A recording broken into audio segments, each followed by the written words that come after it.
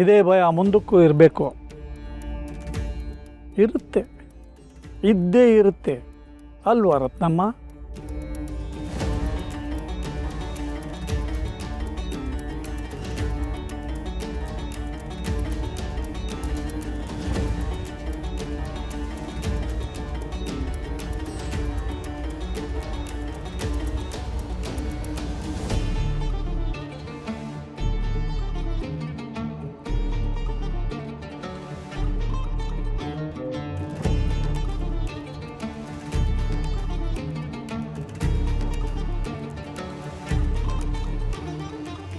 ಅಯ್ಯೋ, ಇವಾಗ ನಾನು ಏನು ಮಾಡಲಿ? ಮಾವ ನನ್ನ ಹೆದರಿಸಿ ಬೆದರಿಸಿ ಇಟ್ಕೊಂಡಿರೋ ವಿಷಯ ಅಣ್ಣಂಗೆ ಗೊತ್ತಾದರೆ ಮಾರಿಗುಡಿಲಿ ರಕ್ತದ ಓಕ್ಲಿನೇ ಆಗೋಗ್ಬಿಡುತ್ತೆ. ಮಾವಯ್ಯ, ಭಯ ಅನ್ನೋದು ಎಲ್ರಿಗೂ ಇರಲೇಬೇಕು ತಾನೆ. ಆ ಭಯದಿಂದನೇ ತಾನೆ ನಾವೆಲ್ಲ ಬದುಕಿರೋದು. ಇವಾಗ ಪ್ರವಾಹ ನೋಡ್ತಾ ನಿಂತಾಗ ಒಬ್ಬ ಒಳ್ಳೆ ಈಜು ಕಲ್ತಿರೋ ಈಜ್ಪಟ್ಟು ಧೈರ್ಯದಿಂದ ಆ ಪ್ರವಾಹಕ್ಕೆ ಧುಮುಕ್ತ ಅನ್ಕೊಳ್ಳಿ, ಯಾರ ಪ್ರಾಣಕ್ಕಪಾಯ? ಅವನ ಪ್ರಾಣಕ್ಕೆ ತಾನೆ. ಅದೇ ಒಬ್ಬ ಕಾಮನ್ ವ್ಯಕ್ತಿ ಅದನ್ನು ನೋಡ್ತಾ ಇರ್ತಾನೆ, ಹೆದರ್ಕೊಂಡು ಓಡ್ ಹೋಗ್ತಾನೆ, ಅವನ ಪ್ರಾಣ ಉಳಿತು ತಾನೆ. ಹಾಗೆ ಭಯ ಅನ್ನೋದು ಎಲ್ರಿಗೂ ಇರಬೇಕು, ನನಗೂ ಇರಬೇಕು, ನಿಮಗೂ ಇರಬೇಕು, ಛತ್ರಿ ಅಣ್ಣಂಗೂ ಇರಬೇಕು ಅಲ್ವಾ ಛತ್ರಿ ಅಣ್ಣ?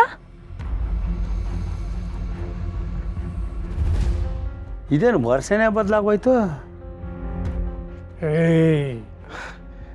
ಎಂತ ಮಾತಂತ ರತ್ನವ.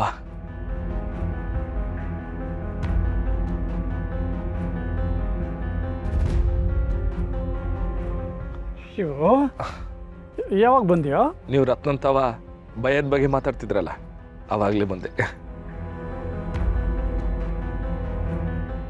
ಸದ್ಯ ಅಣ್ಣ ಕೇಳಿಸ್ಕೊಂಡಿಲ್ಲ. ಅದೇ ಅನ್ಕೊಂಡೆ, ಟೋಂಗಿ ಕಣ್ಣಾಗೆ ಧೈರ್ಯ ವಿಶ್ವಾಸ ನೋಡಿದಾಗ ಎಲ್ಲೋ ಶಿವಣ್ಣನೇ ಬಂದೇನೋ ಅಂತ. ಕೈಲಾಸವಾಸಿ ಆದರೂ ಸ್ಮಶಾನವಾಸ ತಪ್ಪಲಿಲ್ಲ ಅಂದಂಗೆ ನಮ್ಮ ಶಿವು ಅಧ್ಯಕ್ಷ ಆಗ್ತಿದ್ರು ತಂಗಿ ಮೇಲಿನ ಪ್ರೀತಿ ಕಮ್ಮಿ ಆಗಲಿಲ್ಲ ನೋಡು. ಬಿಡ್ತು ನಿಮ್ಮ, ನೀವು ಹೇಳಿದ್ರಿ ಅನ್ನೋ ಒಂದೇ ಒಂದು ಕಾರಣಕ್ಕೋಸ್ಕರ ನಿಂತ್ಕೊಂಡೆ ಆಟೆ.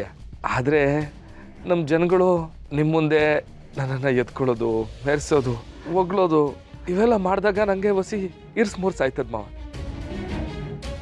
ನನ್ನ ದ್ಯಾವರು ನಮ್ಮ ಮಾವ ನಿಮ್ಮ ಮುಂದೆ ನನ್ನನ್ನು ಮೆರೆಸ್ತಾರಲ್ಲ ಅಂತ ನನಗೆ ಅನಿಸ್ತಾ ಇರುತ್ತೆ ಮಾವ.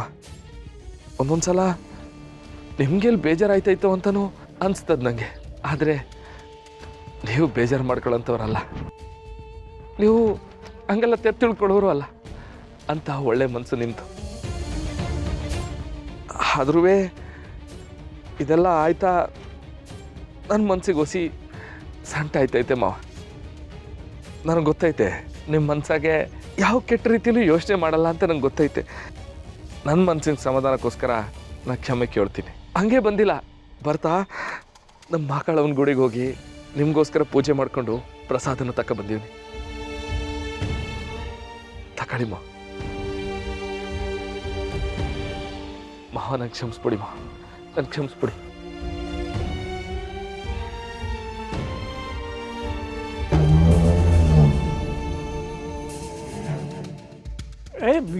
ಹೇಳೋ ಶಿವು, ಹೇಳಕ್ಕಂತ ನೋಡೋ, ನೀನು ಗೆದ್ರೇನು ನಾನು ಗೆದ್ರೇನು ಇದೆಲ್ಲ ರಾಜಕೀಯ ಅಷ್ಟೇ ಕಣೋ.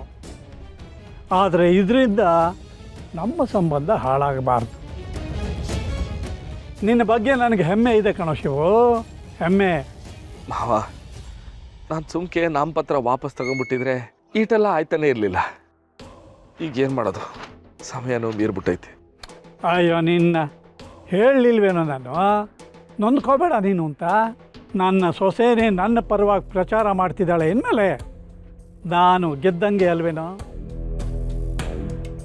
ಇಲ್ಲಿ ಗೆದ್ಮೇಲೆ ಇನ್ನೆಲ್ಲೋ ಗೆಲ್ಲಬೇಕು.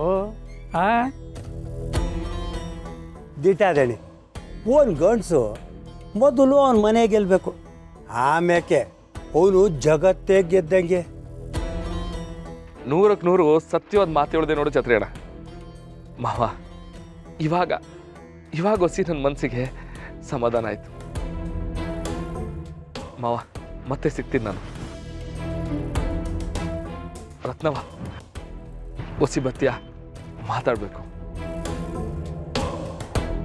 ಮಾವ, ಒಂದು 2 ನಿಮಿಷ ಮಾವ.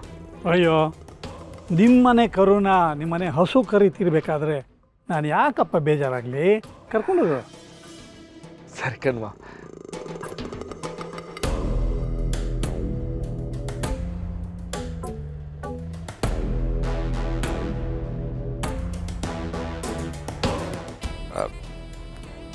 ರತ್ನವ್ವ, ನಾನು ಇಲ್ಲಿಗೆ ಬಂದಿರೋದು ಮಾವಂತವ ಕ್ಷಮೆ ಕೇಳಿದ್ದು ಮಾತಾಡಿದ್ದು ಇದನ್ನಲ್ಲ ಅದಕ್ಕೆ ಹೇಳ್ಬೇಡ.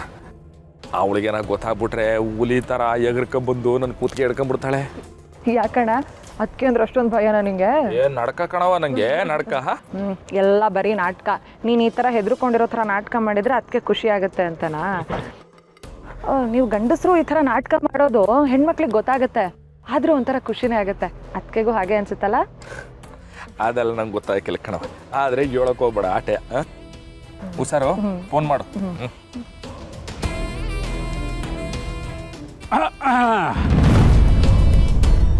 ಮಾವಯ್ಯ, ಏನೂ ಇಲ್ಲ ಮಾವಯ್ಯ, ಅದು ಅಣ್ಣ ಇಲ್ಲಿ ಬಂದಿರೋ ವಿಷಯ ಅದಕ್ಕೆ ಹೇಳಬೇಡ ಅಂದ ಅಷ್ಟೆ.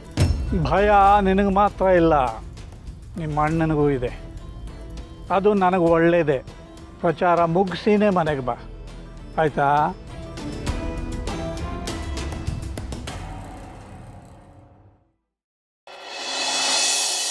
ಬೇಬಿ, ಅರ್ಜೆಂಟಲ್ಲಿ ಮದುವೆ ಆಯ್ತಿದ್ದೀವಿ. ತುಂಬಾ ಆಡಂಬರ ಏನೂ ಇಲ್ಲ, ಯಾಕಂದ್ರೆ ಮದುವೆ ಆದ್ಮೇಲೆ ಮೆರವಣಿಗೆಗೂ ಖರ್ಚಾಯ್ತಲ್ಲ. ಮದ್ವೆಗಿಂತ ಮೆರವಣಿಗೆನೆ ಮುಖ್ಯ ಕಣೋ ಸೀನಾ, ಅದಕ್ಕೆ ನಾನು ಕಾಯ್ತಾ ಇರೋದು. ಅದಕ್ಕೋಸ್ಕರನೇ ನಾನು ಮದುವೆ ಕಮ್ಮಿ ಖರ್ಚಲ್ಲಿ ಆಗಂಗೆ 2 ಹಸೆಮಣೆ, ಒಬ್ಬ ಪುರೋಹಿತ, 1 ಮಾರು ಹೂವ ಅಷ್ಟೇ. ಮಿಕ್ಕಿದೆಲ್ಲ ಆಮೇಲೆ ನೋಡ್ಕೊಳ್ಳೋಣ ಅಂತ ಹೇಳಿ ಬಂದಿದ್ದೀನಿ. ಮೊದಲು ಮಾಂಗಲ್ಯ ಧಾರಣೆ, ಆಮೇಲೆ ಮೆರವಣಿಗೆ, ಆಮೇಲೆ ನಮ್ಮ ಹನಿಮೂನು. ಹೋಗು ಸೀನಾ, ನಂಗೆ ನಾಚಿಕೆ ಆಯ್ತದೆ. ಬೇಬಿ, ಇನ್ನೇನು ಬೆಳಗ್ಗೆ ಅಷ್ಟೆಲ್ಲ ಮದುವೆ ಆಗೋಯ್ತದೆ. ನಾವ್ ಇಷ್ಟ ದಿನ ನಮ್ಮ ಮದುವೆ ವ್ಯವಸ್ಥೆ ಮಾಡ್ಕೊಂಡಾಗೆಲ್ಲ ಏನಾರೋ ನಡೆತಡೆಗಳು ಬಂದು ನಾಶನ ಆಗೋಗೋದು.